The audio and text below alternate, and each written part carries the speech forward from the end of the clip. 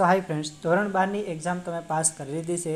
તમે સાયન્સ સ્ટ્રીમમાંથી હોય, એ ગ્રુપ હોય કે બી ગ્રુપ હોય, આર્ટ્સ હોય કે કોમર્સ, જો તમે પેરામેડિકલના એટલે કે નર્સિંગ કોર્સીસમાં એડમિશન લેવા ઈચ્છતા હોય તો આ વિડીયો તમારા માટે ખાસ સ્પેશિયલ બનવાનો છે। કારણ કે ઘણા બધા વિદ્યાર્થી મિત્રોને મને કમેન્ટ આવી છે કે સર, લાસ્ટ યરની જેમ તમે પણ આ વર્ષે નર્સિંગ કોર્સીસ માટે વિડીયો બનાવો, જેમાં BSc nursing, GNM, ANM, physiotherapy, BPT જેને કહેવાય છે, તેમજ બીએએસએલપી, બીઓ, બીઓટી એવા 9 જેટલા અલગ અલગ પ્રકારના પેરામેડિકલના કોર્સીસ છે તે ગુજરાતમાં થાય છે। બીએનવાયએસની એક કોલેજ આવેલ છે। તો આ બધા જ કોર્સીસની છે તમે અમને ઇન્ફોર્મેશન આપો, જેથી અમે નક્કી કરી શકીએ અમારે કઈ કોર્સમાં અને કઈ કોલેજમાં એડમિશન લેવું છે। તો વિદ્યાર્થી મિત્રો, આજનો વિડીયો સ્પેશિયલી તમારા માટે છે। આજના વિડીયોમાં આપણે જોશું કે કેવી રીતના આ બધા જ કોર્સીસની એડમિશન પ્રોસેસ થાય છે, તેમજ પેરામેડિકલ શું છે, તેમાં 9 જેટલા કોર્સીસ આવે છે, તો તે બધા કોર્સીસ ક્યાં ક્યાં છે, દરેક કોર્સની કોલેજ કેટલી છે, તેમાં એડમિશન લેવું હોય તો તેના માટેનો ક્રાઇટેરિયા શું છે, ધોરણ 12માં તમારે કેટલા માર્ક્સ, કેટલા ટકા છે તે હોવા જોઈએ, તેમજ જો તમે આ વર્ષે ધોરણ 12ની એક્ઝામમાં ફેલ થયા છો તો તમે કોઈ પણ પેરામેડિકલ કોર્સમાં આ વર્ષે એડમિશન લઈ શકશો નહીં। તેથી તમે જો આ વિડીયો અત્યારે જોતા હોય તો સ્કીપ કરી શકો છો, અથવા તો વધારે જાણકારી માટે તમે સીધા વિડીયોને અંત સુધી જોજો, કારણ કે તમને ફર્ધર પ્રોસેસ માટે પણ તેમજ તમારા ભાઈઓ બહેનો તેમજ ફ્યુચર માટે પણ વિડીયો છે તે ખૂબ જ ઉપયોગી છે। પરંતુ હું તમને જણાવી દઉં પહેલાં જ કે જો તમે આ વર્ષે ચાલુ વર્ષે માર્ચમાં તમારી જે એક્ઝામ હતી બોર્ડની તેમાં ફેલ થયા હોય તો તમે આ વર્ષે એડમિશન લઈ શકશો નહીં। જુલાઈમાં એક્ઝામ પાસ કરશો તો પણ તમે નહીં લઈ શકશો, તમે છે આવતા વર્ષ માટે એલિજિબલ થશો, બરાબર। તો આપણે એલિજિબિલિટી ક્રાઇટેરિયા પર જોઈશું, કેટલા માર્ક્સ હોવા જોઈએ મિનિમમ તે પણ જોઈશું, કેટલા કોર્સ છે, કઈ કોર્સની કેટલી કોલેજ છે, તેમજ તે કોલેજની કેટલી ફીસ છે તે પણ છે આપણે જોવાના છે, તેમજ કઈ કોલેજમાં હોસ્ટેલ છે તો કેવી છે, તેમજ સ્કોલરશિપ કેટલી મળે છે, તે દરેક પ્રશ્નનો જવાબ તમને આજના સ્પેશિયલ વિડીયોમાં મળવાનો છે। તો આપણે વિડીયોની શરૂઆત કરીએ। વિડીયો છે તમે અંત સુધી જોજો, જેથી તમને સંપૂર્ણ ઇન્ફોર્મેશન મળતી રહે। વિદ્યાર્થી મિત્રો, હવે તમે જોઈ શકો છો આપણે આ જે વેબસાઇટ છે mirad.mgujarat.org, તેના પર આપણે છે તે પહોંચી ગયા છીએ।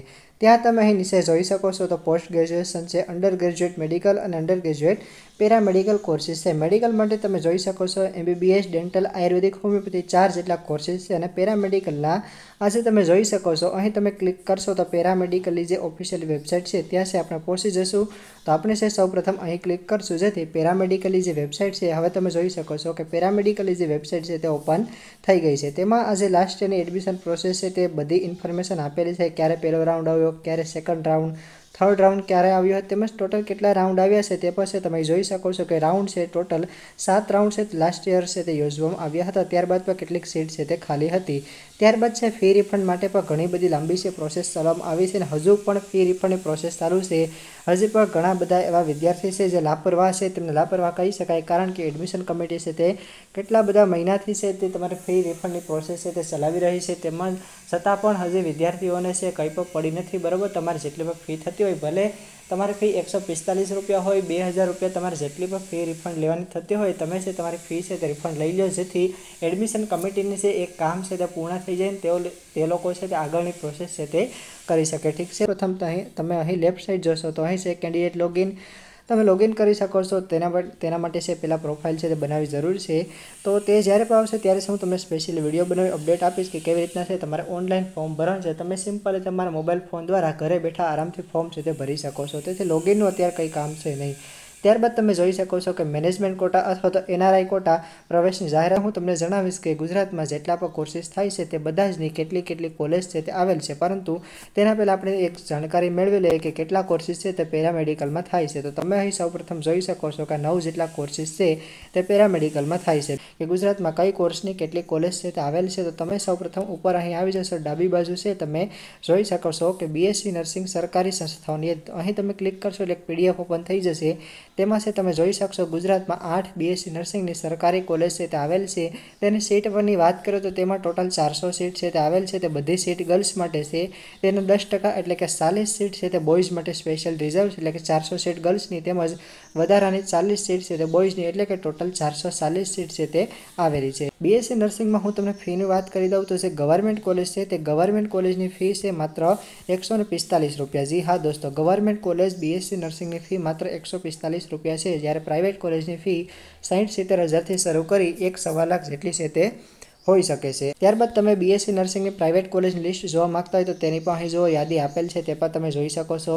ફિઝિયોથેરાપી સંસ્થાઓની યાદી તો પ્રાઇવેટ અને સરકારી બધી કોલેજ લિસ્ટ અહીં આપેલી છે। ગુજરાતમાં 5 ફિઝિયોથેરાપીની ગવર્મેન્ટ કોલેજ છે, જેમાં એક છે અમદાવાદ ખાતે, એક વડોદરા ખાતે છે, એક જામનગર છે, એક સુરત છે અને એક છે તે દાહોદ ખાતે આવેલ છે। આમ ટોટલ 5 ગવર્મેન્ટ કોલેજ છે અને ઘણી બધી પ્રાઇવેટ કોલેજ પણ છે।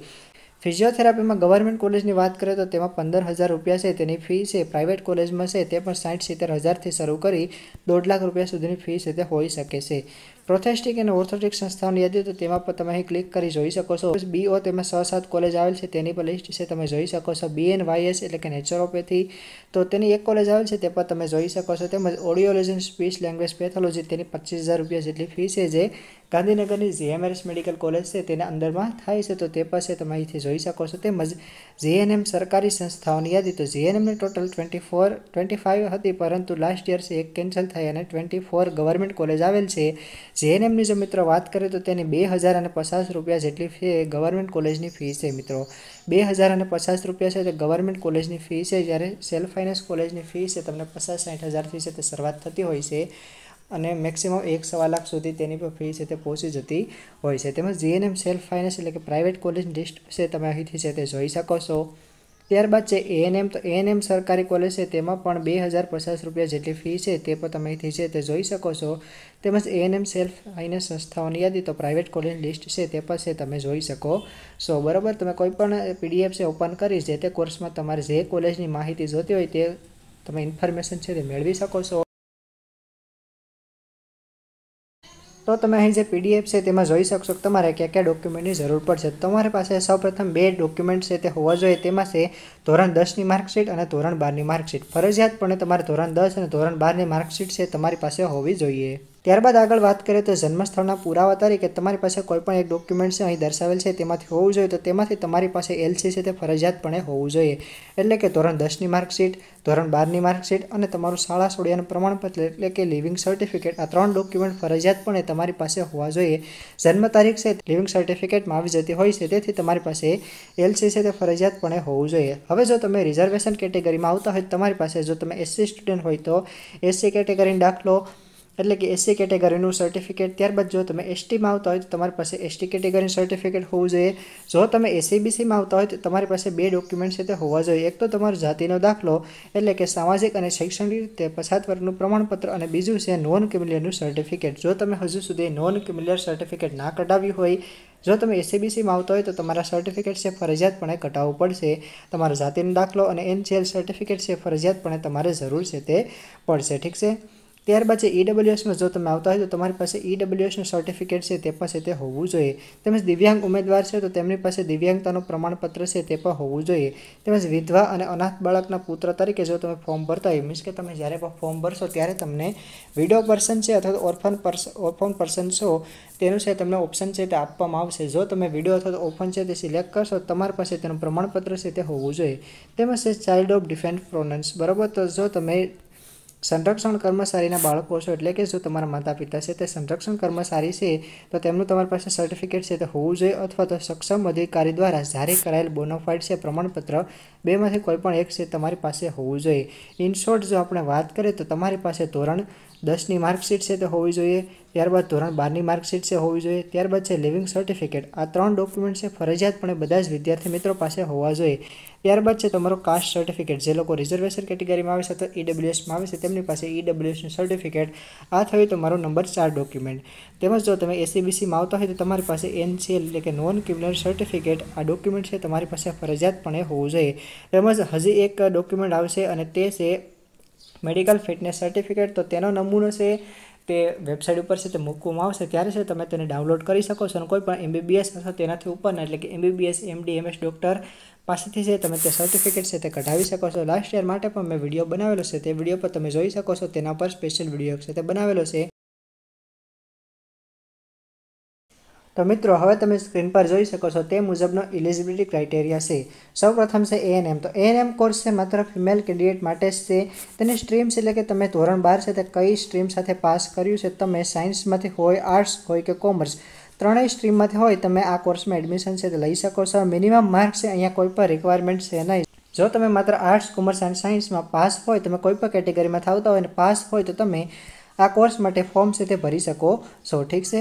ત્યારબાદ છે જીએનએમ. તો જીએનએમ માટે ક્રાઇટેરિયા રાખવામાં આવ્યો છે. સૌપ્રથમ તો સ્ટ્રીમ છે તો તમે ત્રણેય સ્ટ્રીમ એટલે કે આર્ટ્સ, કોમર્સ, સાયન્સમાંથી હોય ફોર્મ છે તે ભરી શકો છો. ત્યારબાદ છે કેટેગરીની વાત કરીએ તો જો તમે જનરલ કેટેગરીમાંથી હોય તો તમારે ધોરણ 12માં મિનિમમ 40% હોવા જોઈએ અને જો તમે રિઝર્વ કેટેગરી એટલે કે SC, ST, SCBCમાં હોય તો છે મિનિમમ તમારે 35% છે ધોરણ 12માં હોવા જોઈએ. એજની લિમિટ આપી છે કે 17 થી 35 વર્ષની ઉંમર હોય તે લોકો છે તે ફોર્મ છે તે ભરી શકે છે.